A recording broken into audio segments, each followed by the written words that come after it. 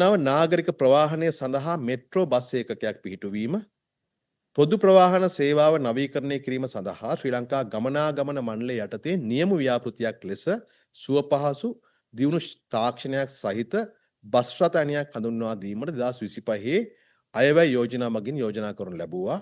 ඒ යටතේ බස්නාහිර පළාතේ කොළඹ ඇතුළුව මාකුඹුර, කඩුවෙල, කඩවත සහ මොරටුව යන ප්‍රධාන මාර්ග කොරිඩෝ කිහිපයක් ඔස්සේ මගී ප්‍රවාහනය සඳහා සුව පහසු පහත් පිවිසුම් සහිත බස් රථ 100ක් සේවය යෙදවීමට සැලසුම් කළා තියෙනවා. ප්‍රවාහන මහා මාර්ග වරාය සිවිල් ගුවන් සේවා ඇමතුමා ඉදිරිපත් කරන යෝජනාවක් සැලකිලිටගෙන 2007 අංක 7 දරන සමාගම් පනත යටතේ ශ්‍රී ලංකා ගමනාගමන මණ්ඩලයට අයත් පරිපාලක සමාගමක් ස්ථාපිත කර යෝජිත ව්‍යාපෘතිය ක්‍රියාත්මක කිරීමට ඇමති මණ්ඩලය අනුමැතිය ලබා දුන්නා.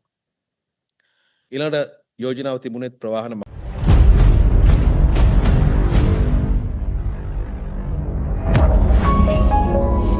You're watching the Life Traveler channel.